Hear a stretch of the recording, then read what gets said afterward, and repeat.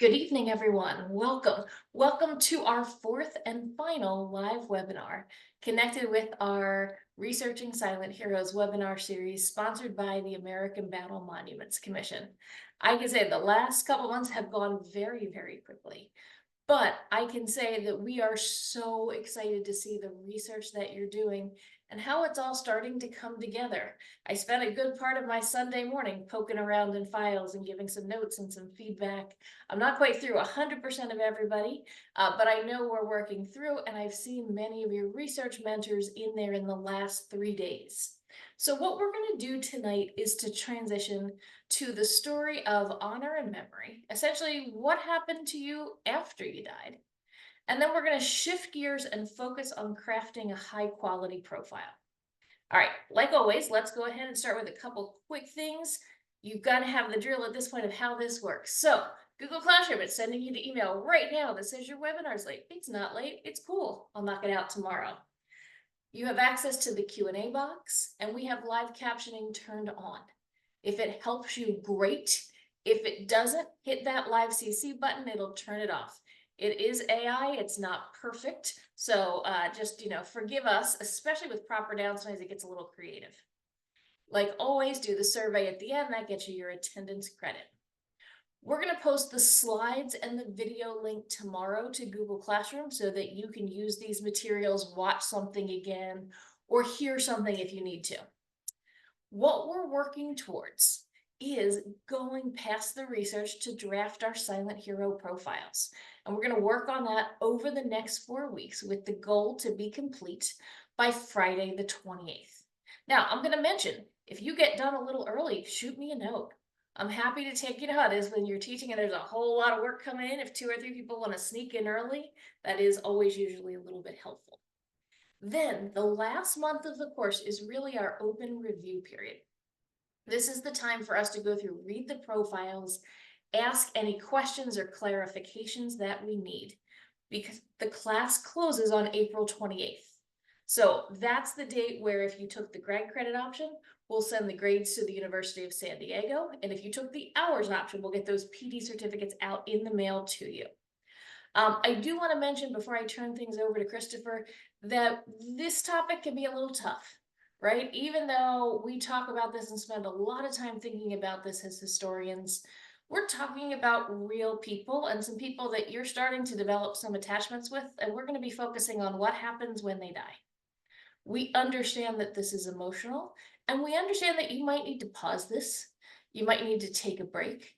I'm also going to offer the option on Google Classroom of just putting the audio version up. So if you'd prefer not to look at the images, but just to listen to us, that will be an option. And if you're working on this tonight and you're like, wow, these images are a lot, it's totally okay to close your eyes or put your head down and just continue to listen. So I do just want to acknowledge that and put that out for the group before we start. All right, let's do this. Let's transition over. Christopher's going to take the first part. I'm going to take the second part. As always, pop in your questions into the Q&A box. We'll get to as many of them as we possibly can. And if we miss one, we'll do our best to get it answered the next day. So, Christopher, go ahead. I am seeing your full screen share, so you can see the next slide and everything. Oh, we don't want that. You want to split the display setting? I thought I had. Let's see. Better? Let's see. Give it a second. It takes a second. Problem is getting the same view. okay. Might need to switch to the other screen. Yeah, let's see how to do that.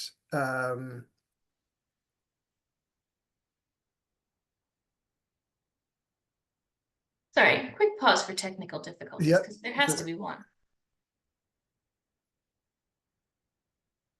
Are you seeing which are you seeing now? We are seeing the presenter view. Okay, let me try one last thing.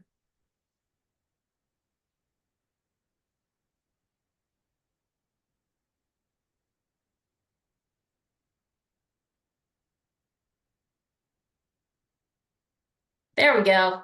Okay, so now you can see. Now we're going to be good to go. Do you have the notes now? Nope, we can't. Well, it's taking a second. It always takes a second for us to be able to Okay, see it. We can see the whole screen, so just go ahead and hit from current slide, and then you'll be good to go. wait, let me just do this.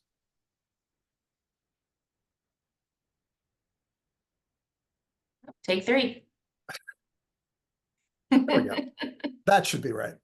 It's okay. There we go. We've all Okay. been there. All So right, Christopher, all thank you. you everyone for your patience there. A little technical hang up. I'm coming to you from my office at George Mason, which is not standard. And I'm just really glad to see everyone here tonight for our last webinar. The material we're touching on is more difficult tonight, and I think Lynn did a great job of kind of prefacing what we're talking about. We've been studying soldiers from the World Wars, from Korea and Vietnam. But the thing about the program that we're participating in is that these are soldiers who don't survive the war and come home to tell their own stories. And so there is a tragic ending and a life cut short for each of the soldiers that we're following. And what we're going to talk about tonight is what happens to soldiers who are killed in combat theaters. And here I should start by saying I'm a little bit embarrassed to say this is not something I really thought about all that much in the first decade of my career as a military historian. Most of my interest is about soldiers in combat, and so I spent a lot of time examining those experiences. But what happened to soldiers who were killed was something that I did not pay adequate attention to. And partly what our program, this year-long program does is help to rectify that. And so we're going to talk a little bit about the way that soldiers' deaths in combat or in theaters are handled. And it's a fascinating story in its own right. There is a lot of change over time here. So no matter which conflict your soldier died in, they are part of this longer sweep of Americans thinking about and uh, evolving the way that they treat the remains of those who are killed in the line of duty. And it's fascinating as I've come to understand more and more of this. Like in the Second World War, for example, a photograph like this was for the first 2.5 years of the war, very carefully censored by the Roosevelt administration, who felt that if Americans had to see figures of those who were killed in war, they might lose some of their appetite to continue the war. And so there's a bigger story here about what Americans can be allowed to see, what they should be allowed to see, what they shouldn't be allowed to see. And in many ways, this evolving discussion about death in battle goes back to the very beginning of Western history. I mean, I think one of our oldest stories, the Iliad, has at its heart the treatment of a soldier's remains, a warrior's remains. You could probably remember if you read the Iliad at some point in high school or college that one of the great dramatic moments is the hero Achilles dragging the body of Hector around the city and desecrating it. And that there is an incredibly emotional moment in the story when Hector's father, the king, comes and pleads with Achilles to have his son's body returned so that it can be buried with honors so that he can have the remains back. And this is one of the very first stories in the Western tradition, and is already orbiting the idea of what happens to the bodies of those who are killed. The very first military history we have comes from the 5th century BCE, Thucydides' History of the Peloponnesian War, which is a years-long conflict between Athens and Sparta.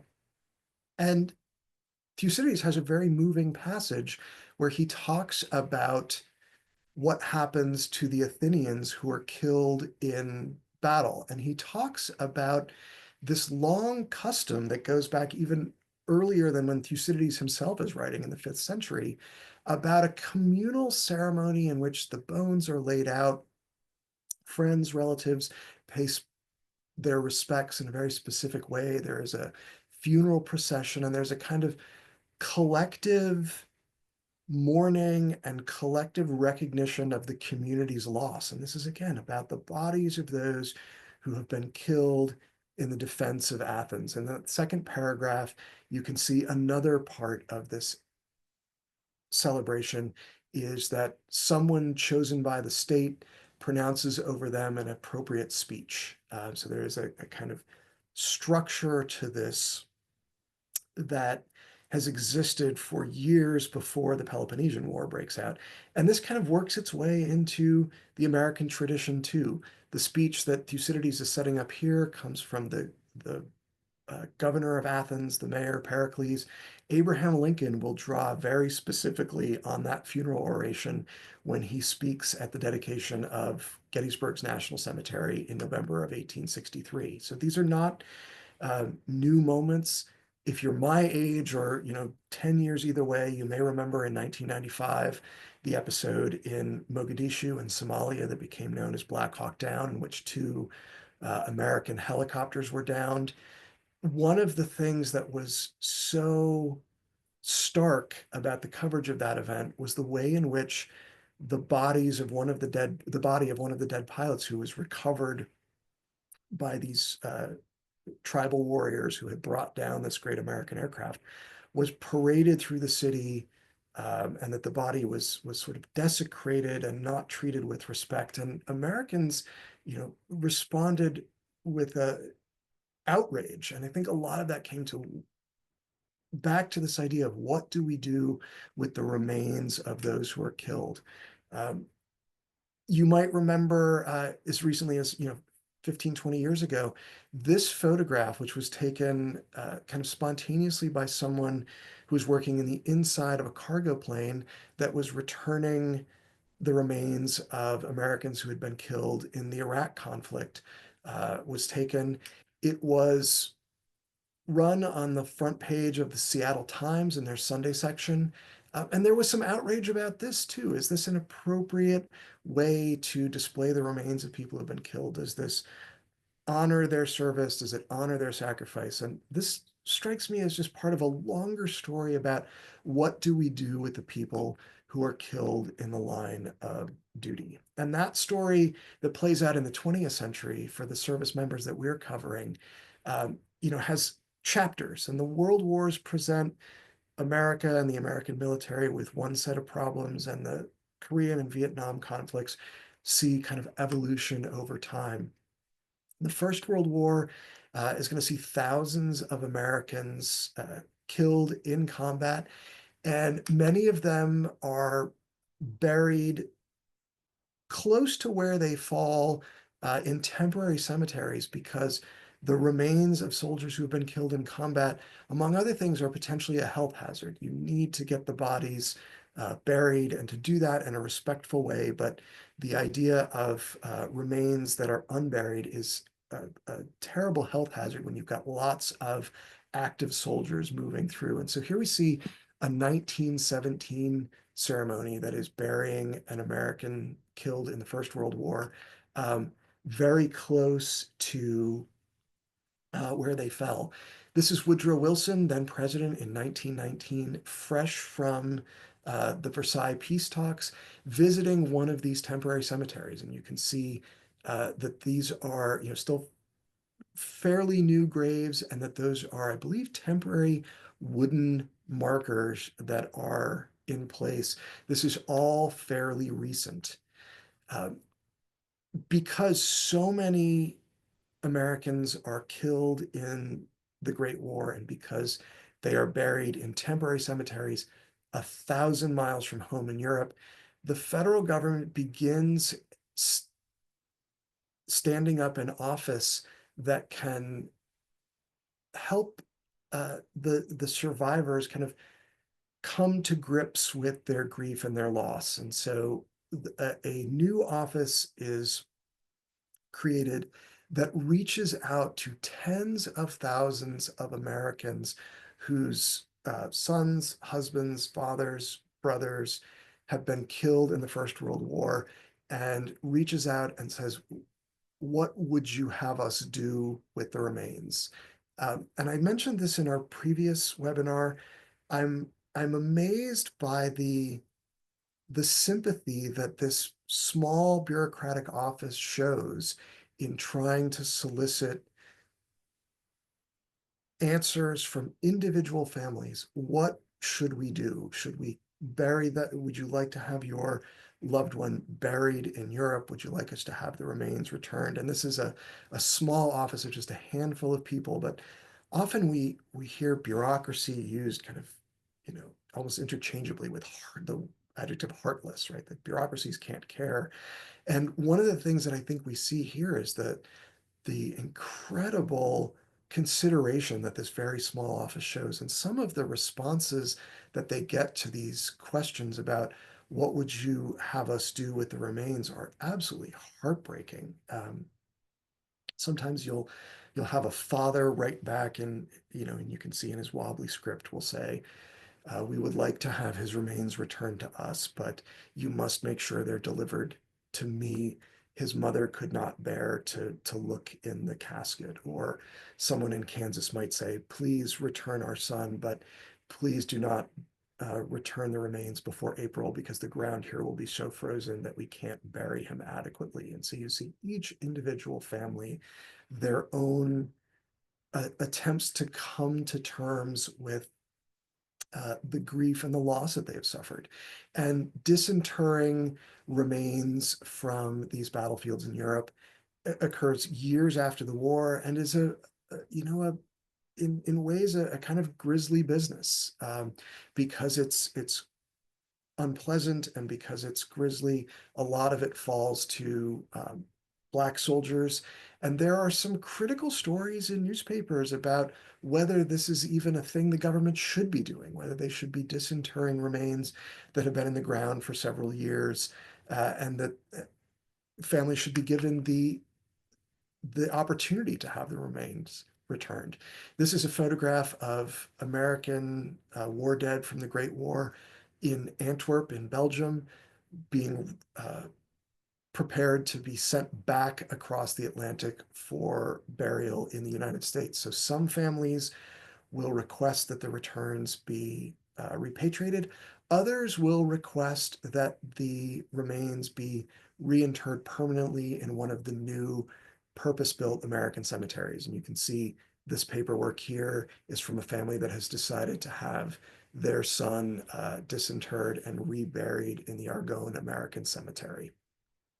Uh, in the 1930s, the American government, again, moving heaven and earth, I think, to assuage in whatever way they can the grief of these families who have sustained this unbearable loss, offers the Gold Star Mothers trips, mothers and widows of soldiers who were killed in the Great War, brought at government expense across the Atlantic to visit the final resting places of their loved ones. And as Lynn discussed in our previous webinar, I mean, this is an incredible thing and also a thing of the time, right? The cemeteries themselves are not segregated, but the mothers and widows pilgrimages are.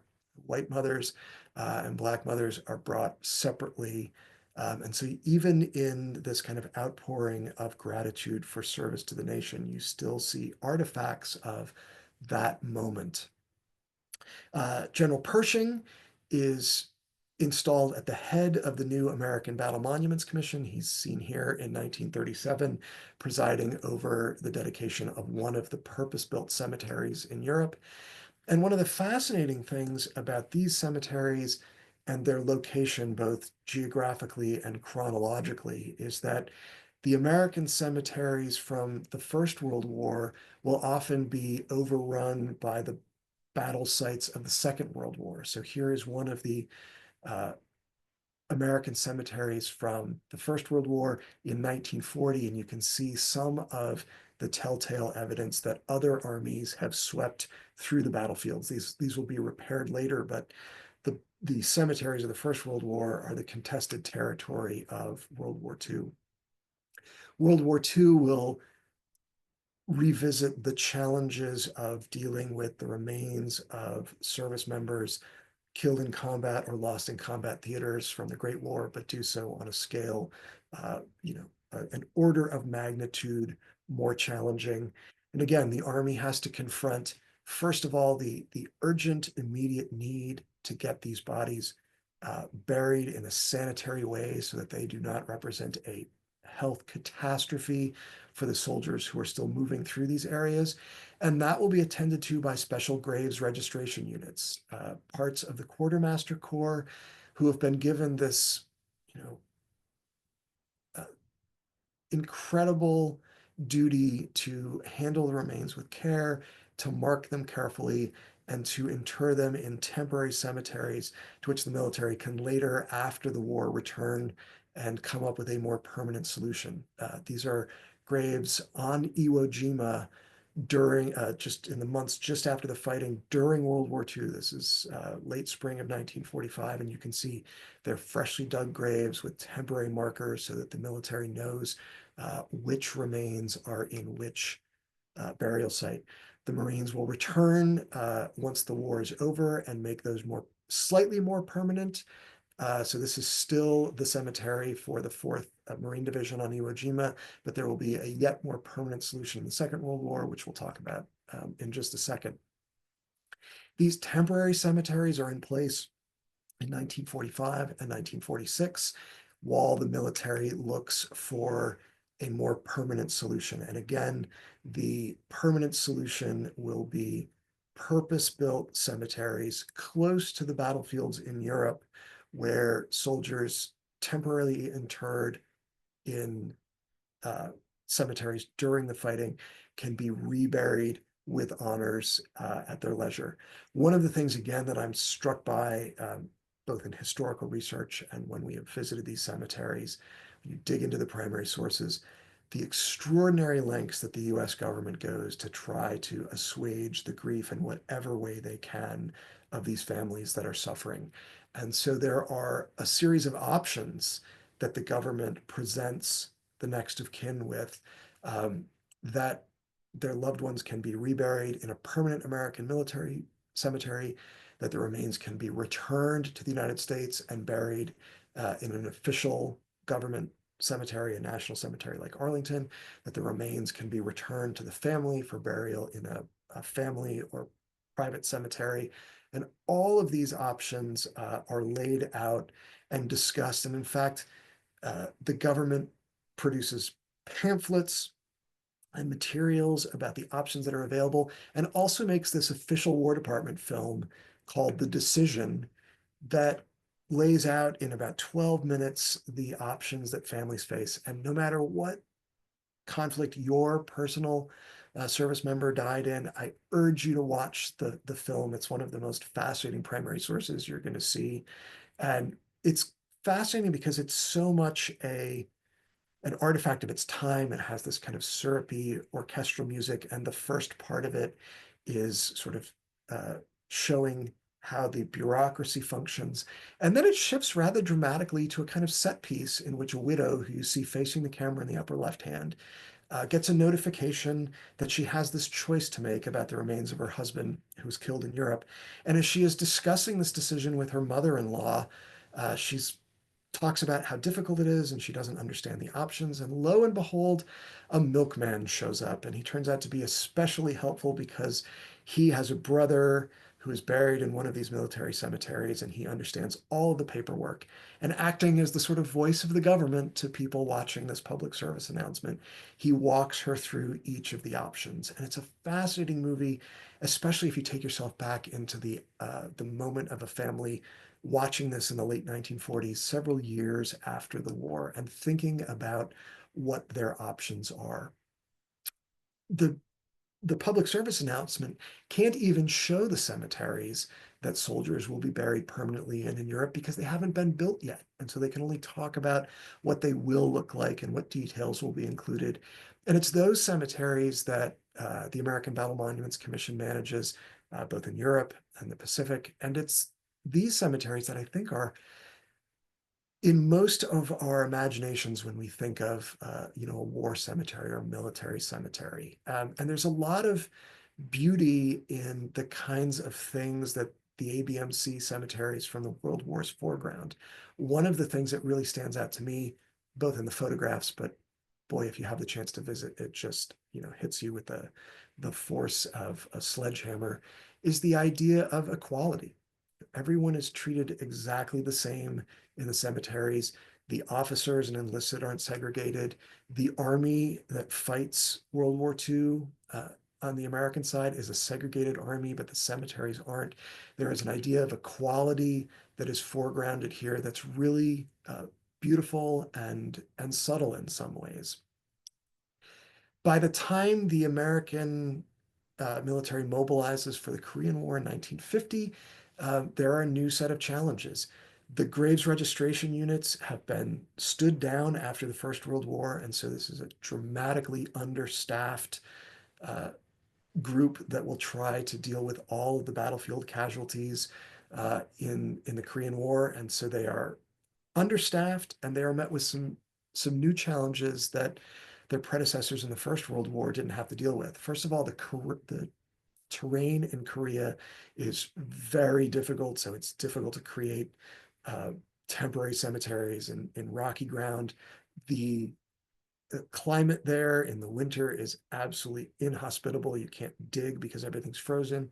And perhaps most importantly, the front lines move back and forth so fast in the Korean conflict that it's very difficult for mortuary affairs and graves registration to follow the armies and to bury them. And you can see this is just a much more difficult task for a variety of reasons in the Korean conflict.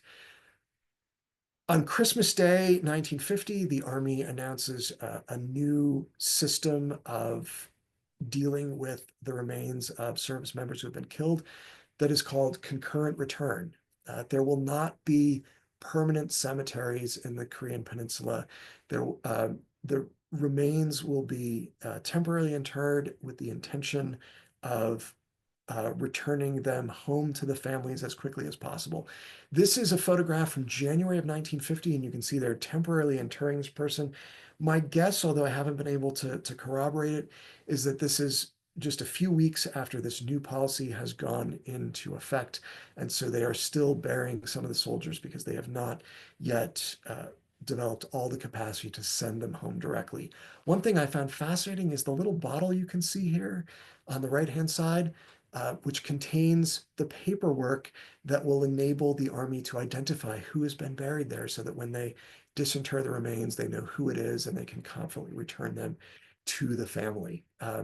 There are permanent UN cemeteries that remain in Korea, but only a few dozen Americans are buried in those cemeteries. You can see an American honor guard here standing at attention while a young Korean girl places a wreath in tribute.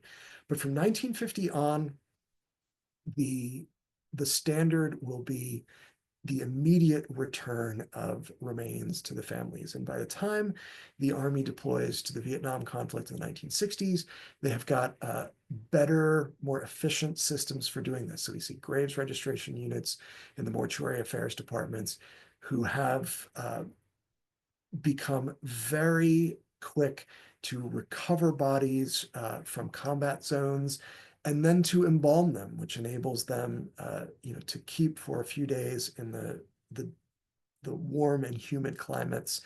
And then soldiers are returned to their families stateside within days or just a few weeks, which is a remarkable difference from the experience in the world wars, where we are talking about years between a loved one's death and their permanent interral, either abroad or their return home. So that the interval has gone from years to months, weeks, or days. And it's that system that has remained in place. So I think most of us working on the project have lived through the Iraq and Afghanistan conflicts of the last 20 years and remember photographs like this one as American remains are returned to Dover Air Force Base, which was one of the big staging areas.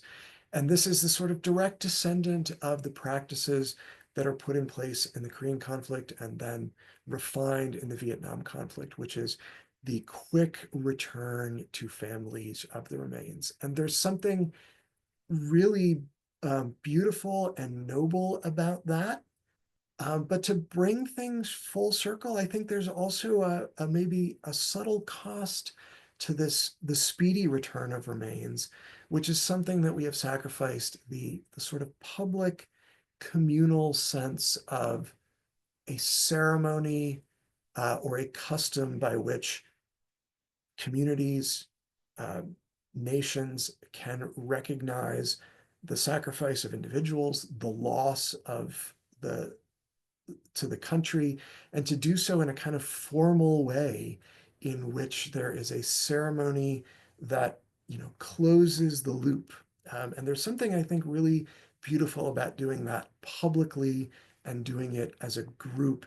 And that unfortunately is something that starts to disappear a little bit when we get to the late 20th and early 21st centuries, where families are getting their remains back as quickly as possible, but it's also a very personal, very individual experience, and we don't have the same capacity to grieve as a nation.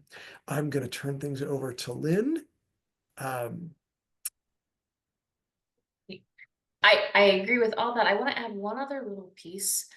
Both Christopher and I have been fortunate enough to visit the DPAA's facility in Honolulu, Hawaii, where they continue this process through to today of not only finding remains, bringing them back, and doing the work both from a historical and a forensic point of view. And I know those of you in our Korean and Vietnam War cohorts have been very involved in this.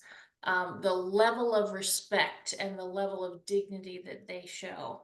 One of the times we were there, we were then taking our group and we were flying to Guam. And we had a family with us on the flight who had recovered remains, and they were brought back to Guam. After an 8.5 hour flight, the flight crew asked for everyone to be seated until this family could exit the plane. No one said a word, no one stood up, no one was rude. And if you've been on an American flight anytime recently, that's probably the one time I can say I saw that. So please know that the work of this is very real and continues till today. And according to the DPA, will continue until they've exhausted all of the options. And if I could just add one quick observation about how things have changed. In the world wars, the government could identify about 70% of the remains. By the time we get to the Vietnam conflict, in theater, they were able to identify 98% of the combat of people who had been killed. There were only a few dozen unknowns. And by the 80s, they had identified, I think, all but two, and one of those remains was brought back and buried at the Tomb of the Unknowns in Arlington. They have since used mitochondrial DNA to identify the last unknown from Vietnam. And so one of the things that has changed, I think, again, thanks to the dedication of people who are involved in this work and the willingness of the United States government to really move heaven and earth, is that there are unlikely to be more unknown soldiers in future conflicts. They have identified everyone, and I think that's also a really dramatic evolution. Mm-hmm.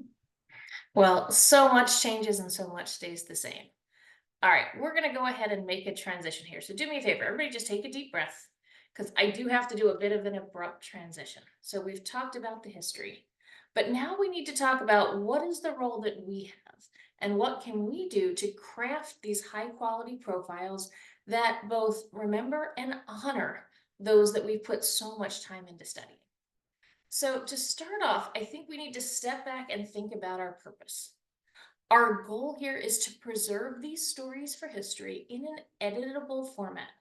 We made a conscious decision when we started this years ago that we didn't want to print books. And that's because research continues and research evolves. And I would say about once a year, I get a contact either from a family member or a teacher that the family found the profile and now has more photographs to share. Or we found a new record that gives different information and we're going to edit it. And we're committed to doing that. And I think that's important that we do that and we keep these open, that as more information comes, we have the ability to make these changes. In addition, we don't want to just write for ourselves. We want to create profiles for classroom use.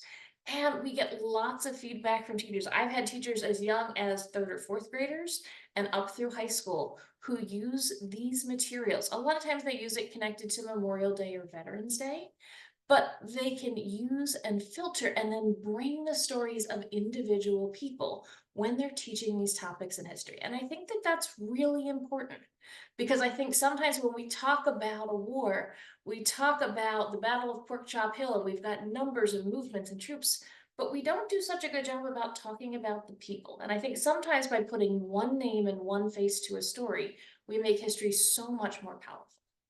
All right.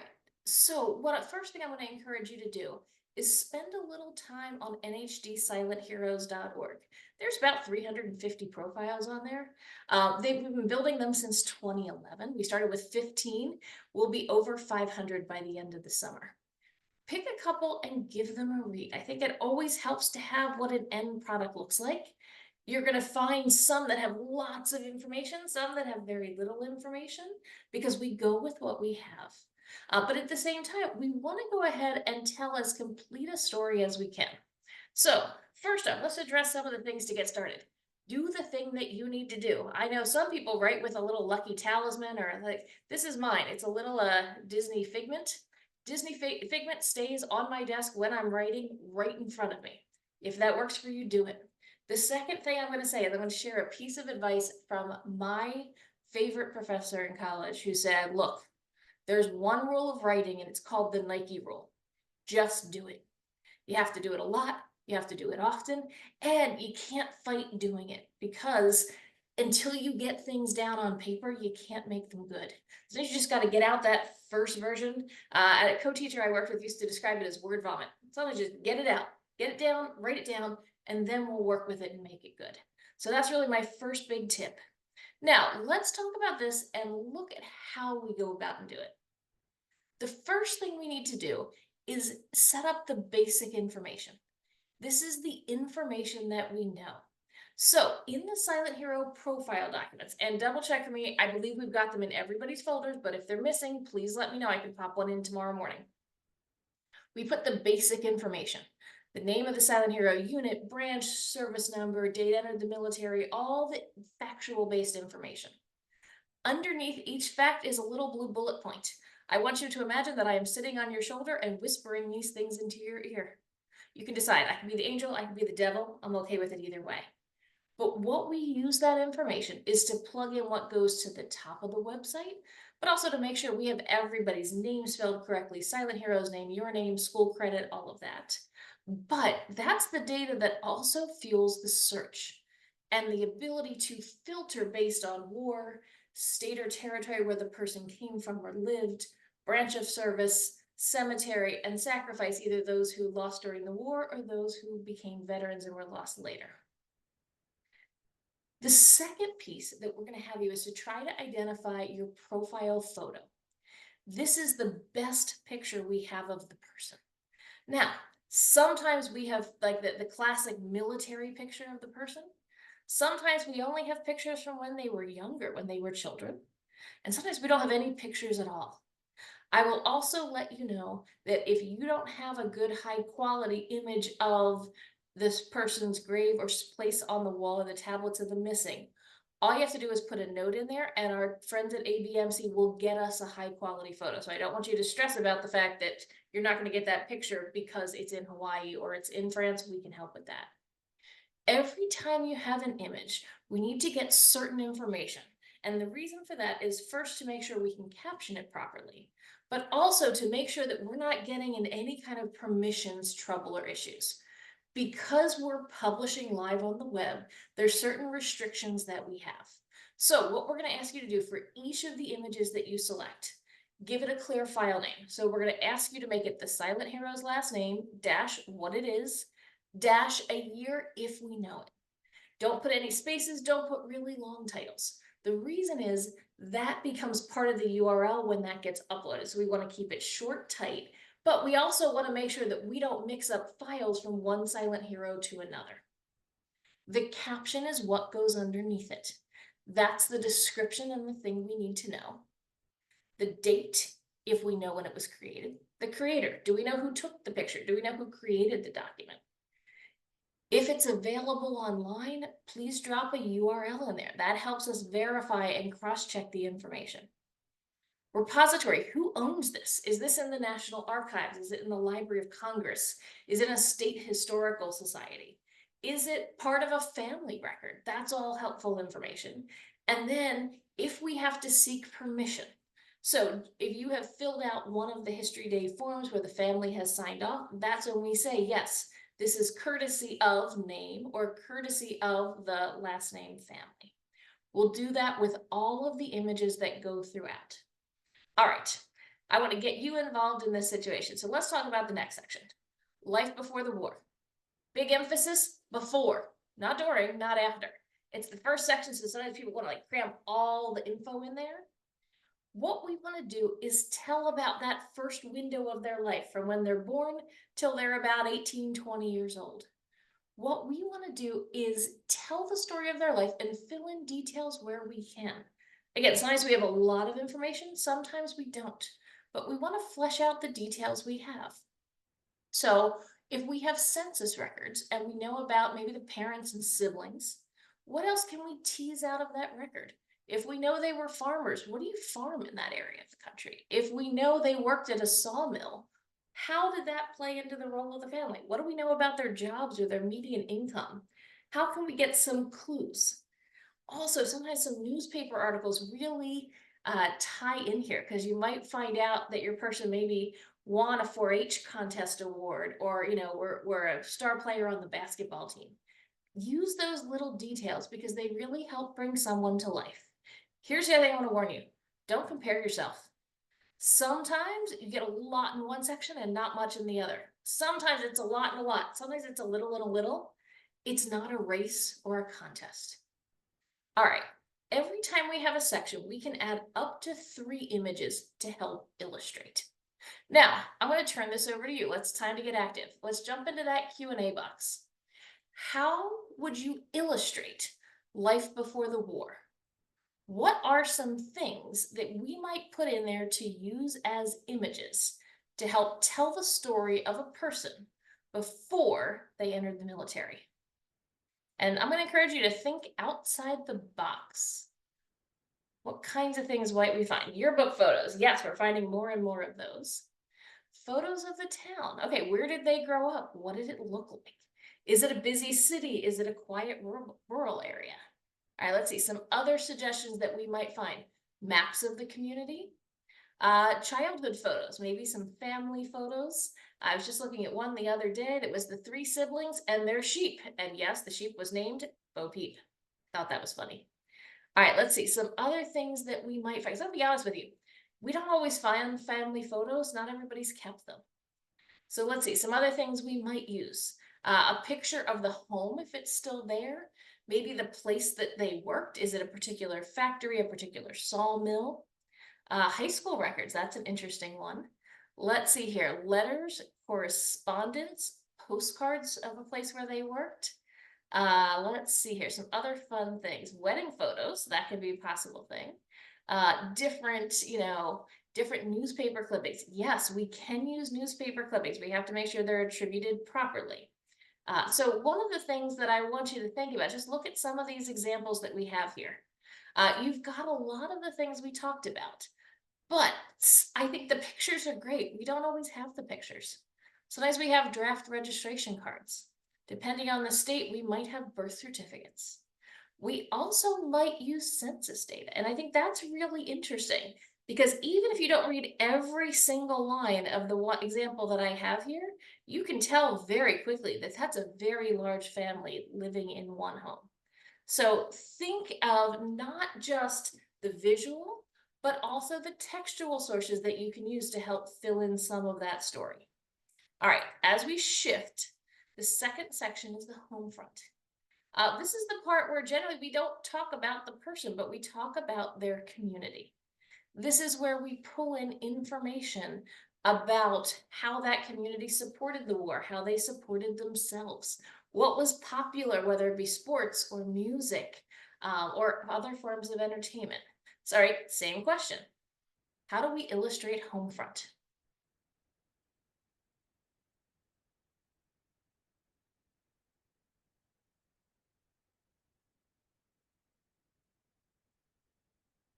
I told you it was going to go fast and we were going to do a couple of them tonight.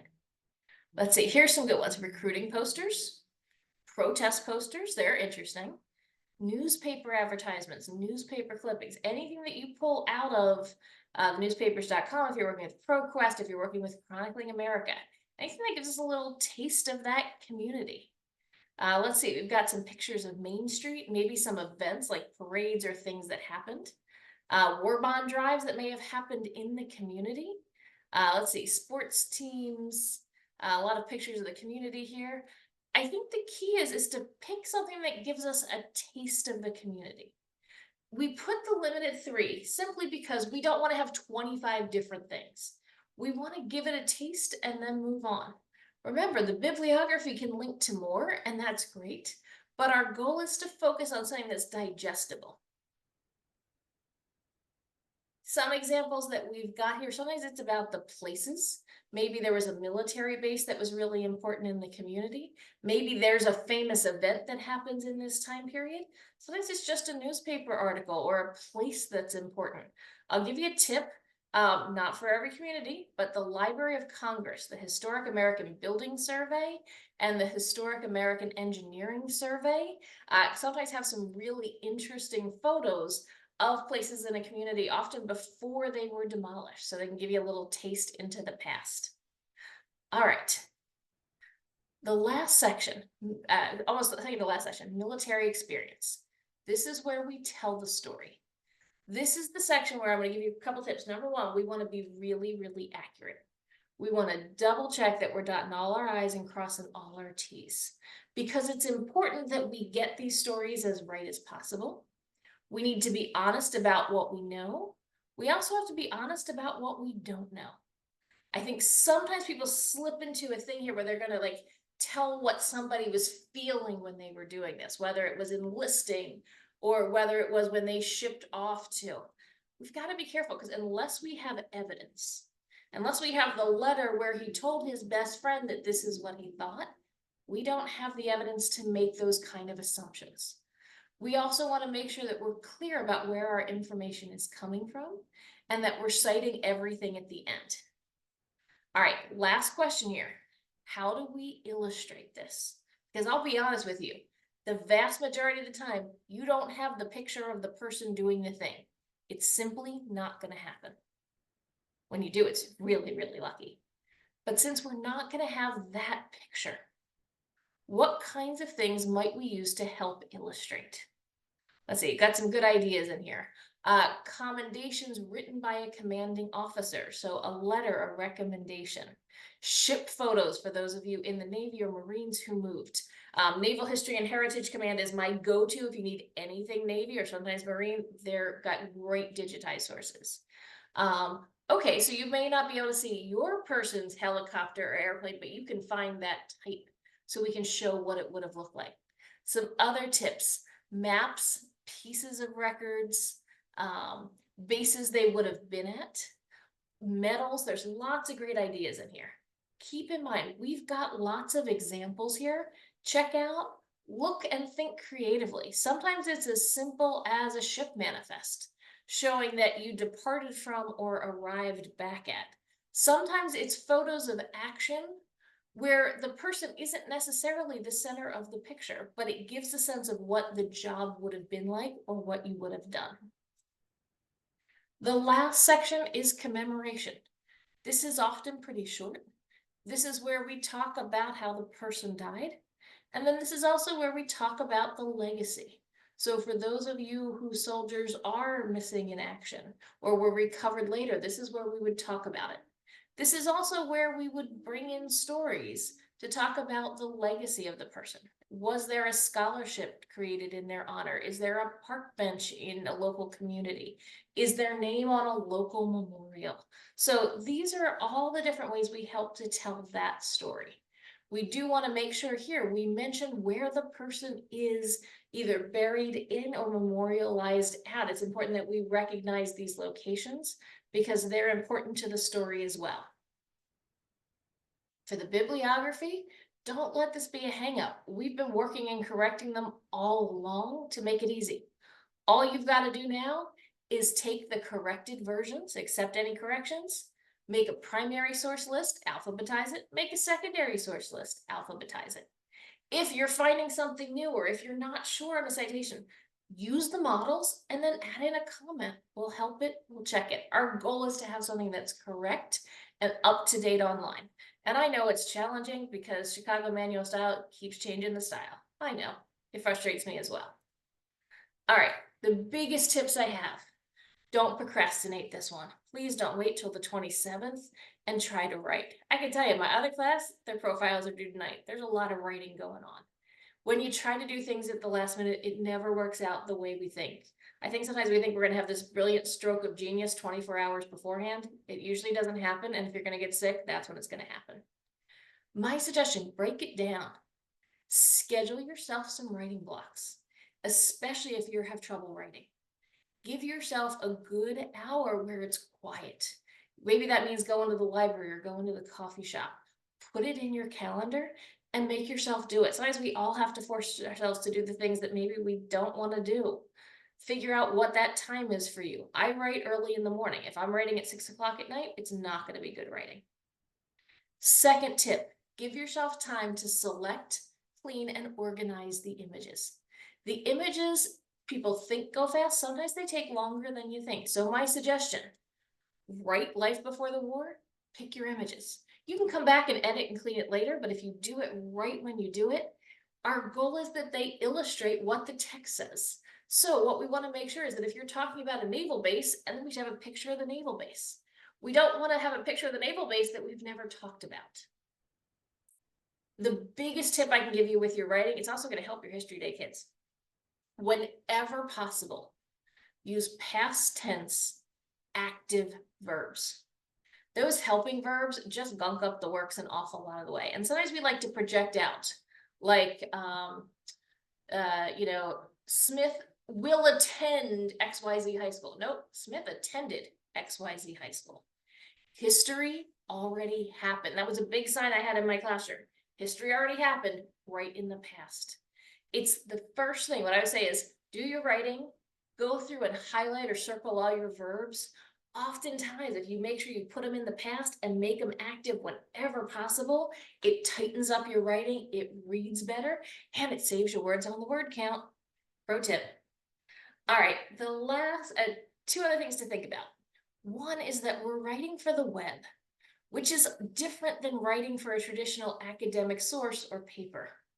When we read on the web, if you get to a website and it's a paragraph that goes the entire screen, we all glaze over, right? Because reading on a screen is different than reading on paper. So when we write on the web, we want to try to keep our sentences short and tight.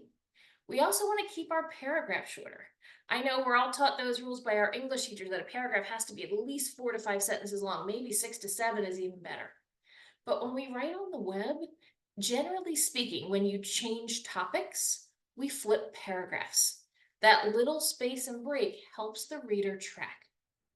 The other thing to keep in mind, I don't want you to take this, to too big an extreme. I try to write these as much as possible for 8th graders. Now, don't get caught up in running your paragraphs through readability or one of the Lexile checkers. Because what you're going to find, especially with military things, that one military word, you can write the best low-level writing, and that one word will up it to a higher level.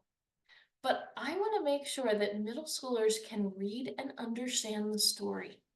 They might not quite get every single detail, but I think if we shoot to remember that we're writing so that our students can read and understand, I think that's going to help us get to the point where we're keeping it succinct, we're making it interesting, and we're being true to honor the story. All right, the last piece, as always, if you need help, please reach out. Please don't feel like you're stuck or you're worried about what it needs to be. There's no requirement for length. There's no minimum, there's no maximum, but make it reasonable. If it's too long to read by a kid in one setting, maybe we need to tighten it down, or maybe we find that we're repeating ourselves in certain bits. I always say, if you can read from the top to the bottom and get the story, it's good. If we start getting lost, that's the thing. Big suggestion. We all need editors. Ask someone you trust to read it before you turn it in. If you don't have someone, ask one of us. You can ask a classmate. You can ask your research mentor. You can ask me. I'm a little buried, but I'll do my best, or get one of our team members to read it. Because I do think it all helps for us when we have somebody else read it.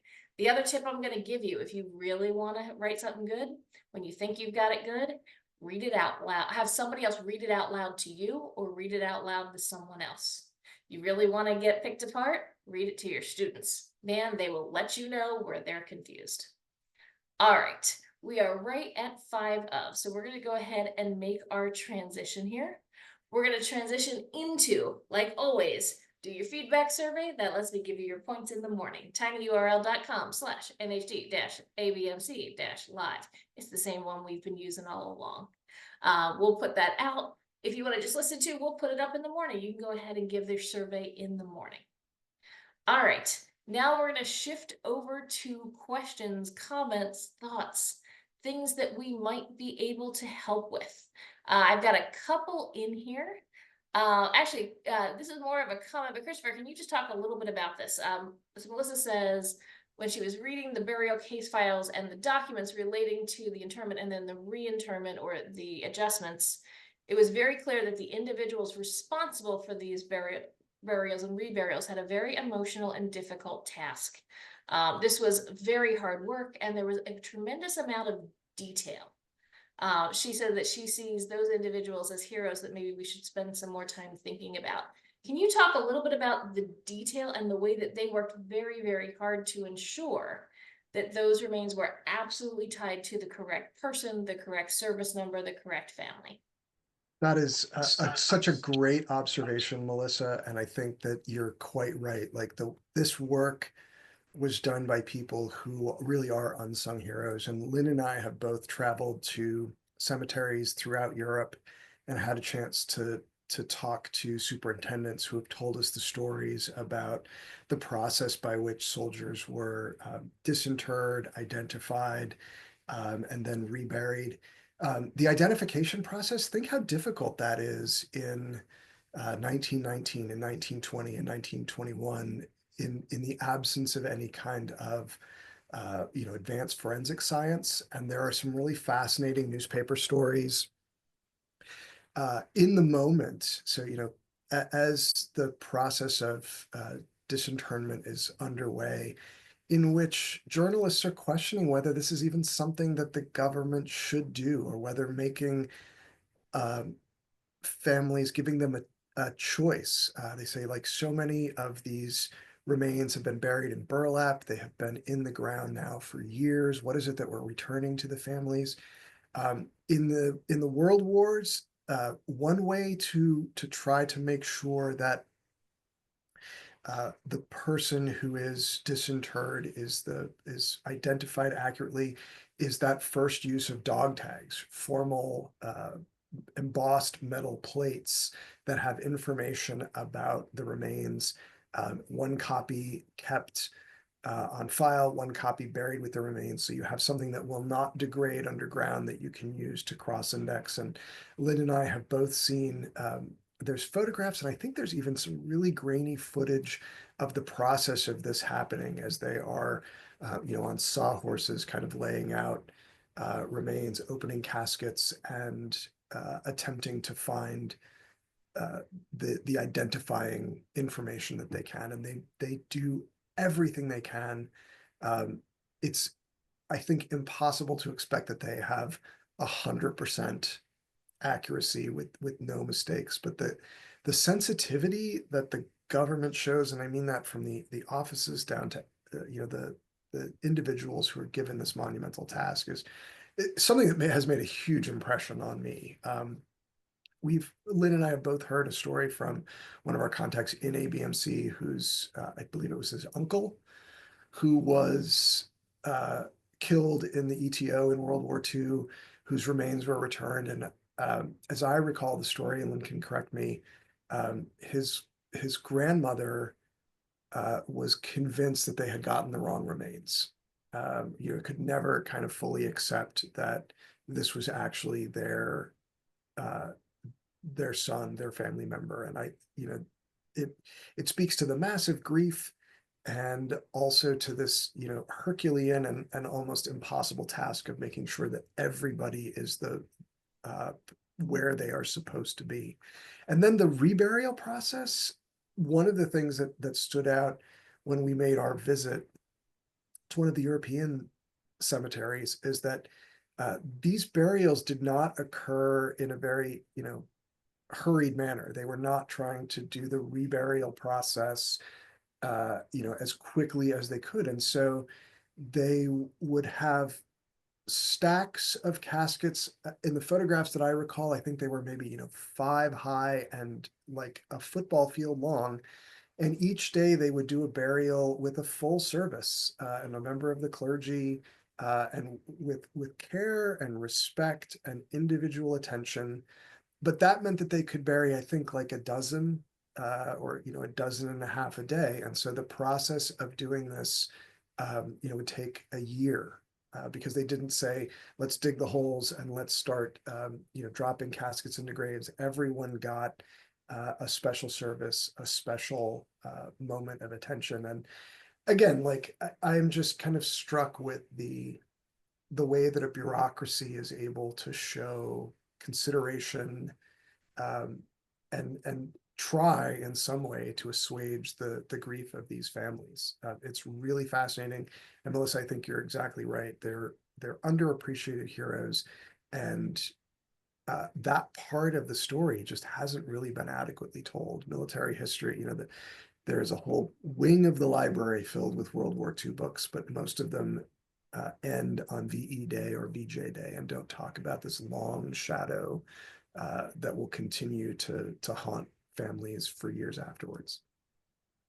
Well, I can also mention too, at the National Archives in College Park, there are the maps for all of the temporary cemeteries and the permanent cemeteries, not just listed by row with everyone's name and numbers written into it. They're big, large pieces of paper, oversized maps that were clearly very important and preserved to make sure that everything was correct. I think it's also important to note they were buried in the order they arrived at the cemetery. There are few exceptions. Sometimes flight crews, when possible, were buried together. And the only real true exception is brothers. So Mhm. when there were brothers, they are buried whenever possible together and next to each other. When the families made those choices, in some cemeteries, there's 8 sets, 9 sets, 13, 20 sets of brothers, and sometimes there are sets of 3 siblings, and And in those fact, are pretty remarkable. one of the photographs that you saw on the slideshow, was three brothers, the Testers from Tennessee. This was a uh, very modest farming family, that lost a son in 1943, in 1944, and 1945. And the superintendent told the story of that family's loss and the fact that they were so rural, that the father had to walk into town to receive the telegram that told him that he had lost a son. And I thought about the walk back, and the second walk back and the third walk back. So the sacrifice that some families made, is just stupefying. But the cemeteries try to, whenever possible, go the extra mile, which I just find remarkable. On our website, out of the 300 stories, there are 3 sets of brothers. So you can find them, or if you have questions about them, I'll direct you to exactly who they were. Of one of whom was identified just about 6 years ago. And the brothers were reburied together in Normandy. So that's a remarkable story. They're called the Pieper brothers, Pieper. I'll leave you to find it from there. All right, writing question. Should we use first names or last names throughout the profile? Typically, once we get past that first paragraph, sometimes when there's siblings and there's multiple brothers, you have to use some first names. Once we get into the story, we want to go to last names. It's more standard in history. We also want to make sure that if a family member finds this, they make sure they understand that we're being as respectful as possible. So generally speaking, in history, we default to last names from there. So either Smith or Sergeant Smith, depending on what we're talking about. And again, we'll help with that in the editing process. All right, here is a question from the other. My soldier was a World War I infantryman. Some of the documentation says he died on September 27th, but his official death date is September 28th. Christopher, is that common? Have we seen that before? I couldn't give you a percentage of how common it is. It does happen, and I think partly that's records and partly it's, a function of, this is bureaucratic paperwork that is being processed often in a combat zone by people who are still in the war. And so Lynn and I have over the years seen a lot of things that don't quite match up in morning reports or muster rolls or whatever. And my instinct is usually, when it can be chalked up to just kind of genuine confusion, or someone filling out one set of paperwork is honestly confused whether it's the 27th and the 28th because they've spent the whole day focused on not being killed. So I usually attribute those things to just the kind of, bureaucratic oversight in an incredibly complicated, messy environment. They're not perfect, and Yeah. sometimes when you get the records, if they survive the fire, you can see like dirt marks and smudge marks. It's just the reality. It's as good as they could do, I think, under the circumstances. And then if you just think of all the places where, a small error could be inserted into the record, like how many opportunities there are for someone to copy something wrong or enter something wrong. And if I recall correctly, one of our teachers who journeyed with us to France, who had lost a family member in Europe, an uncle he never met, was able to do a lot of reconstruction in the primary sources and figured out that where one of the pieces of paperwork said his uncle had been killed was actually not the right place, and he was able to kind of correct the record. And there again, I think it's someone who's filling things out in a hurry and gets confused or gets turned around or intends to go back and fix it. But there are a lot of people processing a lot of information, and often they are not that far from the front. All right, next question. I'm really struggling to find information about my soldier's military service. Seems to be an infantry soldier, but that's about as far as I'm getting. When you don't have good records to go, when those OMPFs burned, one thing to think about is we want to follow the unit.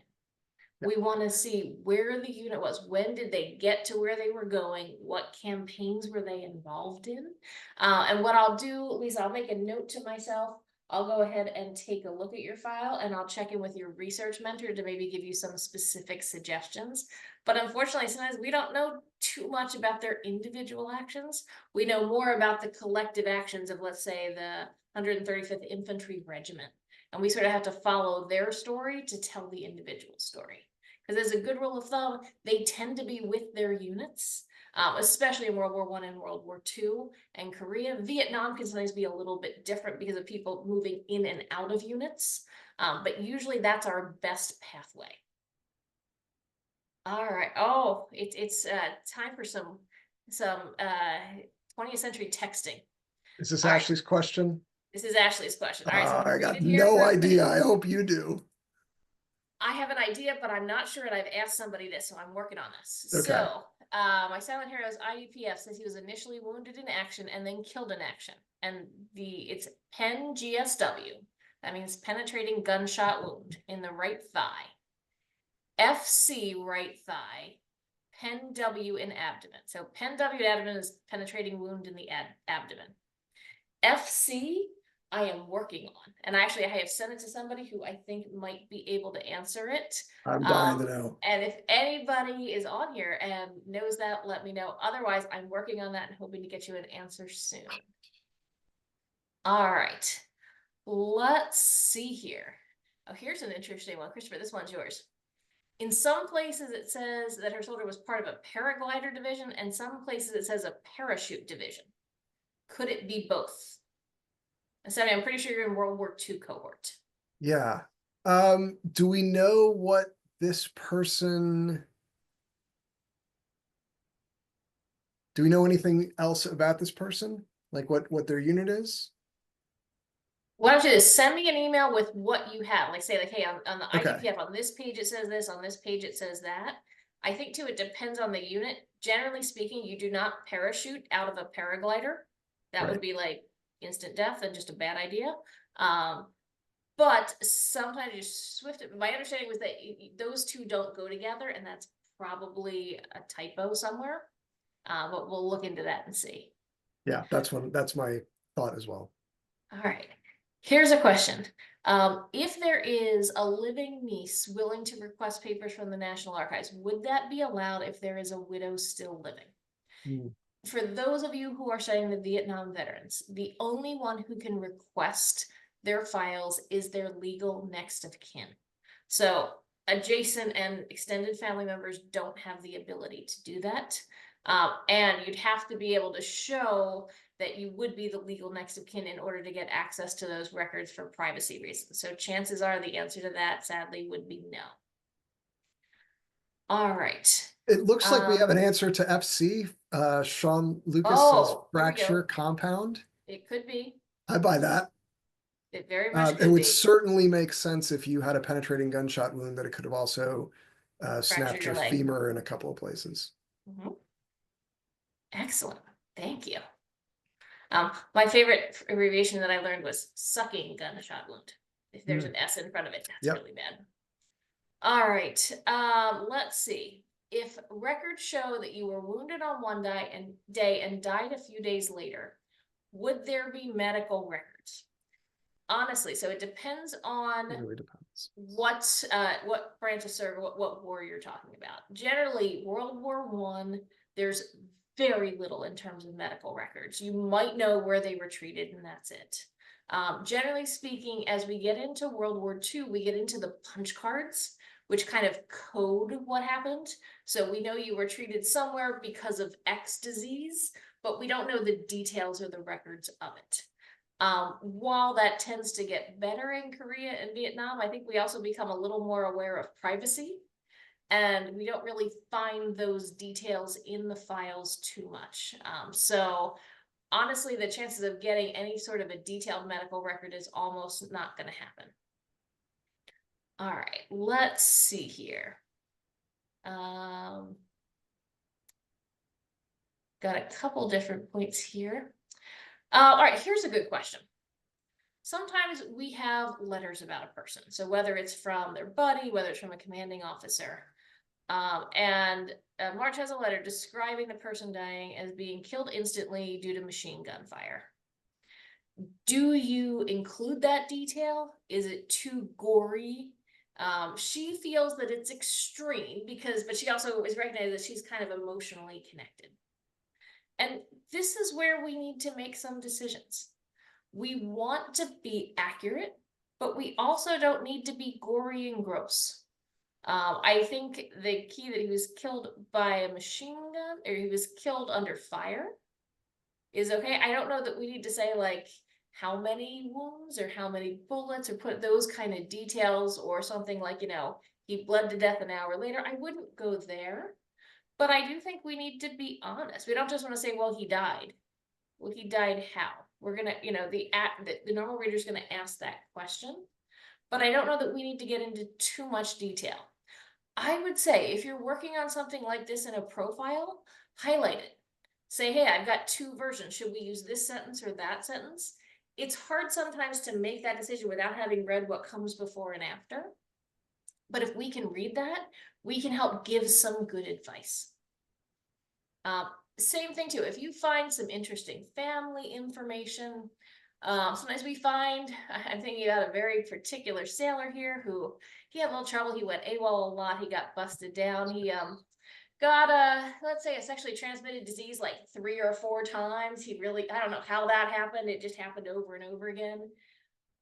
We can talk about him having some trouble with discipline. We don't necessarily need to be like, well, in January he got treated for this, and then in March it happened to get, So we have to kind of make those decisions. But we're also not going to shy away from what is true. I was working on a profile and we talked about, in this case, it was a veteran struggling with substance abuse. We didn't give all the gory details, but I do think that's an important part of the story and understanding the decisions he's making as a veteran. So we'll help you with that. Give us the info, and as you write, stick questions and use that comment feature. Like, hey, what do you think about this? Is this okay? And then, we'll get back to you. We'll give you some ideas. If it's an easy call, we'll call. Sometimes I'll come back and say, hey, I think we can go either way. What do you want to do? And sometimes it's like, no, I really think we got to go with option B. I think that's important. All right. It looks like we're coming to the end of our questions. Christopher, do you see any that I missed? I don't think so, but again, I if I did, just let us know. We'll get them answered tomorrow. Yeah, reach out to us separately and we will do whatever we can to get you an answer. All right. I think, well, I've got a quick one in here. Any way to find French records? Unfortunately, we do not have access. You'd have to go to France to get the French records. To the best of my knowledge, I do not know that they're available online. So I can't give you more than that, unfortunately. All right, I think this is our wrap point for the evening. Thank you for your time, your energy, your really interesting questions. We are so appreciative to the American Battle Monuments Commission for entrusting us and entrusting this amazing cohort of teachers with the ability to tell some very powerful and important stories that, quite frankly, need to be told. And by telling them, I hope that we're challenging you in the way that you're going to teach these conflicts as you work with your students, whether it's this year, next year, or in the future. And we hope that you're going to integrate some of these stories of silent heroes. Trust me, if you send me a note about what you're trying to teach, I'll send you some of our favorites, some ones that you might really like. And depending on, let us know the age of your students. We all have kind of our personal favorites in the collection. But I'll be honest, I think one of the things that we have learned through this process in the last decade plus is that every name on that spreadsheet has a story. So in the beginning, when you were picking based on names, based on locations, based on connections to your state, there's no bad choices because every name has a story. And thanks to this class, we're going to be able to add about 62 new stories to not only our website, but then also to the ABMC's website. And we're going to be doing a social media campaign over the next year, highlighting some of the really good ones. So thank you for your time. Thank you for your effort. Christopher, thanks for doing this. This is so much fun when we get to work together. Thanks to you, Lynn, and thanks to ABMC, but mostly thanks to you guys, the teachers. Your energy and your effort is what makes the project go. And it is such a privilege to be able to work with you guys and to tell these stories, which are really important. All right. Good night, everyone. We'll talk to you tomorrow.